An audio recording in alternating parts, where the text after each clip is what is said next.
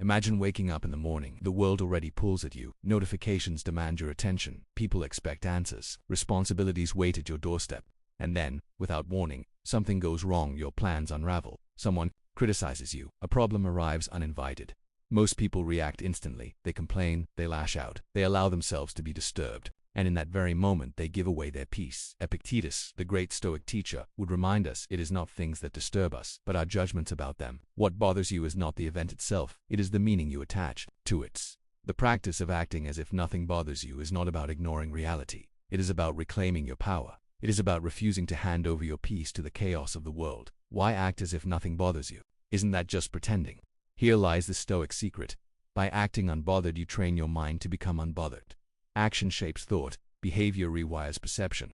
Epictetus insisted that philosophy was not for words but for living. If you practice calmness externally, soon calmness becomes your nature. Pretend not to be shaken by insults, and over time, insults truly lose their sting. Carry yourself with composure in difficulty, and your soul begins to stand tall. No matter the storm, the mask of tranquility, worn long enough, ceases to be a mask. It becomes your face. What power does the unbothered man hold? He is untouchable. You cannot control him by anger, for he does not rise to it. You cannot manipulate him with praise, for he does not need it.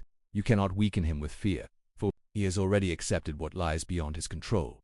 Epictetus would say, some things are up to us, and some things are not. The moment you act as if nothing bothers you, you declare to the world, the things outside my control are not my chains. They are nothing to me. This is not apathy. This is mastery. It is the difference between drowning in the river of life and learning how to stand firm against its current. Epictetus often compared life to a play. You do not control the script. You do not control the roles assigned. What you control is how you perform. If the gods assign you wealth, play the role with humility. If they assign you poverty, play it with dignity. If they assign you illness, play it with courage.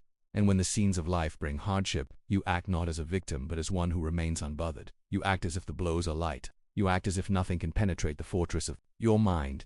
In this theater, your role is not to control the story but to control the actor. Consider the man who is insulted. He burns with rage. He cannot sleep. He replays the words in his mind, poisoning himself long after the insult has passed. Now consider the Stoic. When insulted, he acts as if nothing happened. He looks upon the offender as a child, throwing untrained, not worth the disturbance of his spirit. To act unbothered is to recognize insults as air. They pass by, unless you choose to grasp them. As Marcus Aurelius said, choose not to be harmed and you won't feel harmed. Don't feel harmed and you haven't been. Life will take from you what you thought was yours. A job, a friendship, a loved one, health itself. The ordinary man resists, clings, and suffers twice, once from the loss, and again from his resistance to it. The Stoic acts as if nothing has been taken. He remembers Epictetus' teaching, never say about anything, I have lost it, but only, I have given it back. Fortune may strike, but the wise man's composure is untouched. He acts with gratitude for what was given, and acceptance when it is gone. To act unbothered is not a switch you flip once. It is a discipline, a training. Epictetus would tell his students, when you are offended at any man's fault, turn to yourself and study your own failings. Then you will forget your anger. Every day is an opportunity to practice. Begin small. When someone cuts you off in traffic, act unbothered. When you wait longer than expected, act unbothered. When someone ignores your worth, act unbothered. Time you act, you reinforce a mental fortress. Stone by stone, day by day, until the storms of life crash against walls that cannot be moved. Most suffering arises from this illusion that we can control the world. We want people to treat us fairly. We want outcomes to match our plans. We want comfort, recognition, permanence, and when reality denies us, we collapse. The Stoic way of acting unbothered dissolves this illusion.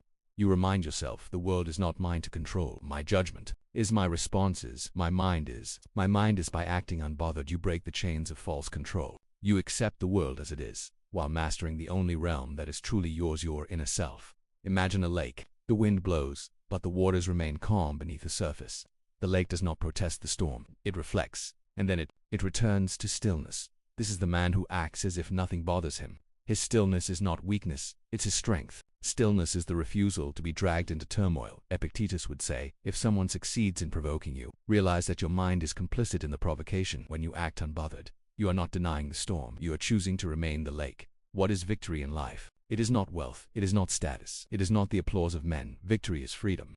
And freedom begins the moment nothing external holds power over you. Epictetus himself was once a slave. His body could be beaten, his freedom restricted, his circumstances dictated by another. Yet he was freer than his masters because his mind was his own. Acting as if nothing bothers you is the path to that same freedom, to walk among men yet remain untouched, to suffer the blows of fortune yet stand unbroken. This is the highest victory, the triumph over self. In our time, the world tests us differently. It is not whips and chains, but stress, distractions, and endless demands. It is social media, insults, workplace conflicts, financial uncertainty, and the fear of being left behind. The practice remains the same. Act as if none of it bothers you. In the meeting where others panic, you remain calm. In the argument where others shout, you remain steady. In the chaos where others lose themselves, you act as if unshaken. Soon, it will not be an act. It will be your nature. What is remembered about great men? Not their wealth, not their noise, but their composure. Socrates, drinkingthepoison.com. Marcus Aurelius, emperor of the known world, writing to himself about humility and self-control. Epictetus, once a slave, speaking with unshakable authority about freedom. Their power lay not in fortune, but in the refusal to be disturbed. They acted unbothered because they were unbothered, and through this they became timeless spinal scene. Your choice, the world will not stop testing you. Insults will come, loss will come, hardship will come, but you have a choice. You can be like the ordinary man, tossed, disturbed, controlled by every wind, or you can walk the Stoic path, acting as if nothing bothers you until nothing truly does. Remember Epictetus, you may fetter my leg, but not even Zeus himself can overpower my will. That same power lies within you. Act calm, act steady, act as if nothing bothers you, and soon, your life will never look the same.